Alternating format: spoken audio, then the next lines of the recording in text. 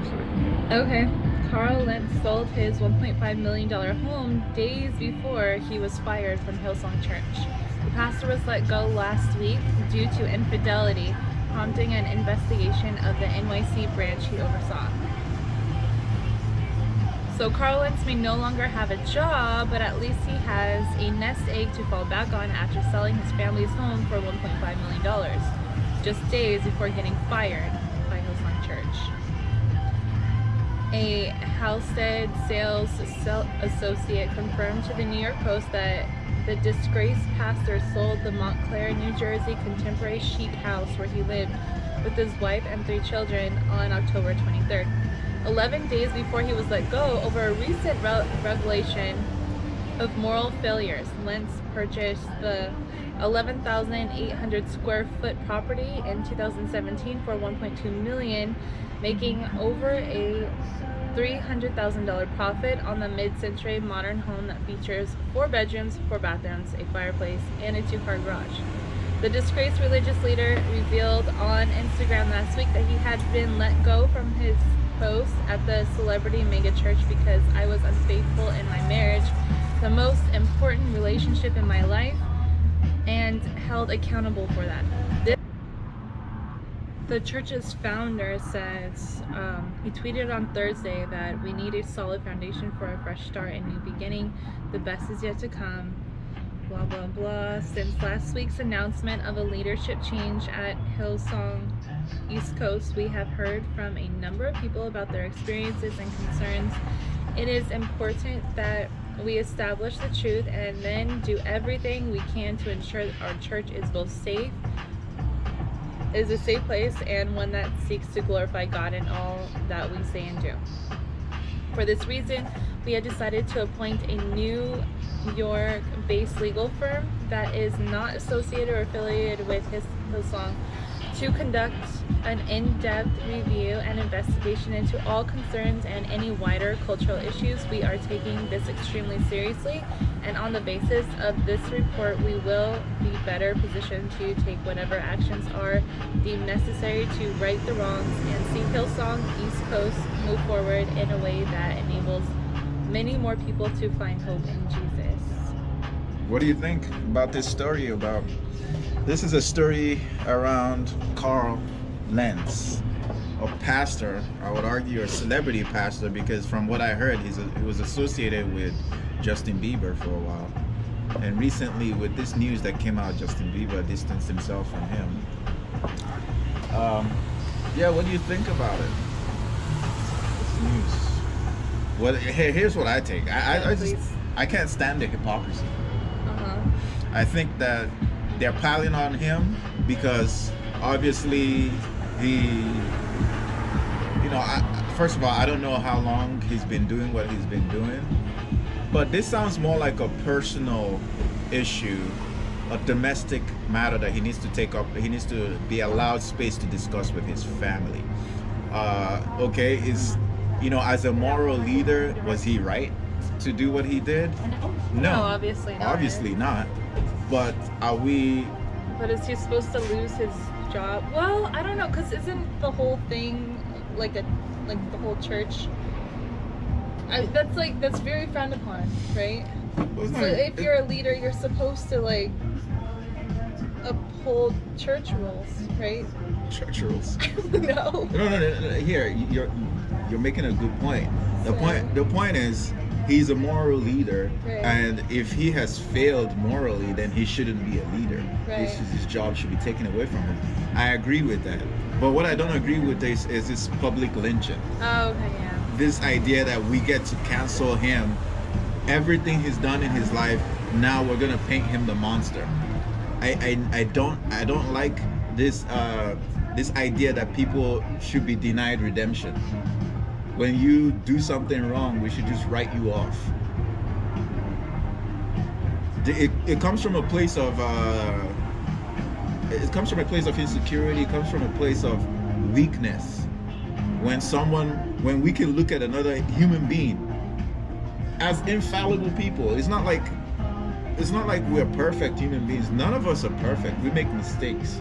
So we look at somebody else who has demonstrated years of doing the right thing. At least, you know, okay, you might not consider him Jesus or Muhammad, you might not consider him the perfect role model, but he's lived years and years of his life on the right side. You know what I'm saying? So he makes a mistake. That means we should all pile on him and throw stones at him and bury him? No, I don't agree with that. I think that if he made a mistake, we should allow him an opportunity to redeem himself, to make a comeback, to demonstrate that he's capable of redeeming himself. And who are we to judge?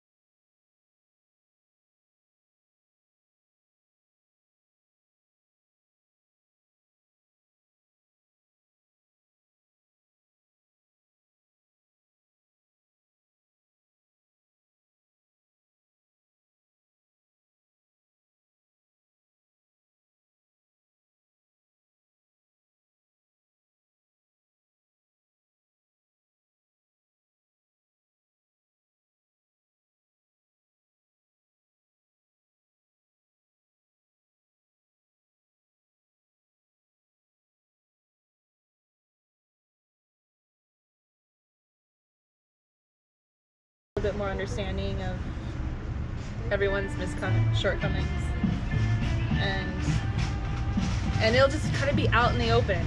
Yeah, transparency, radical transparency, honesty, empathy. I think we're going in that direction, or we will eventually, I think.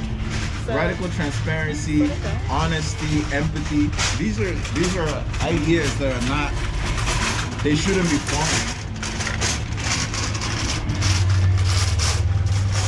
These are ideas that should not be foreign or strange in our day-to-day discourse as a society. When someone does something wrong or says something wrong, your first instinct shouldn't be cancel them, take their livelihood away from them. I think that the first instinct, or the first thing that we should think about is like, hey, let's talk to this individual. Let's have a conversation with them and study them and find out their line of thought. What influenced that decision or that choice? Is it a learning opportunity? Is it an opportunity to educate them and provide them with the right information? I would argue that's a better way to grow as a society than go, you're a despicable human being. We need to lock you up in a dungeon and toss the key. Well, guess what? They're gonna go in that dungeon and they're gonna form a community and they're gonna come back at you with a vengeance. How about that?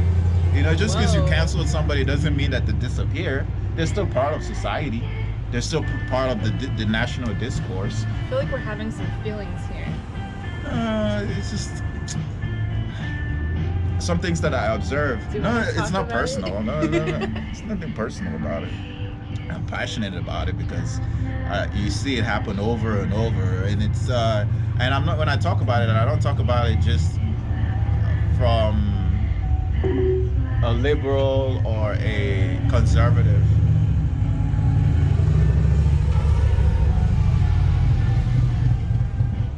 I don't talk about it from a liberal or a conservative perspective. I speak on it on the topic from a human perspective, a perspective that sees other human beings as flawed people just like me. And I know that I have my own weaknesses. I make mistakes. Imagine our relationship if we didn't have compassion for each other, if we didn't have give ourselves the opportunity for redemption. Well, then it would have been over a long time ago. Exactly. And I think almost every relationship would be, because everyone clashes at some point. What is our thing, our affirmation? Forgiveness and compassion is the foundation of our romantic relationship. Exactly. Did you hear that? Say it again. Forgiveness and compassion is the foundation of our romantic relationship. And I don't even think that's just unique to romantic relationship. Forgiveness and compassion should be the foundation of any relationship. Yeah. Who are you to judge other people? Are you perfect? Even in the Bible, you don't get to judge people. Yeah. You don't get to cast stones. You get to understand why they had that decision, why they made that choice. Is there an opportunity for education? Is there an opportunity for redemption? People should be allowed for an opportunity for redemption. It's not a one time and you're done. One and done. We cancel you. You're dead. No. Anyway, that's that for that.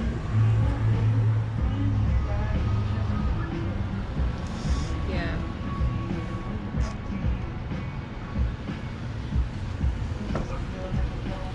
But I think this new age of transparency is new for us. So we're going to adapt to it. And I think on one hand, it's going to help people be more conscious and mindful about their actions. But at the same time, it's also going to get people to also be mindful of their own actions and realize that they have shortcomings just as well as everyone else, and that we can all just calm down. We can all live and let live. So yeah, I think that people are going to eventually try to be a little bit better, but people are also going to be more forgiving and compassionate over time. Yeah, it's fueled by social media. Mm-hmm.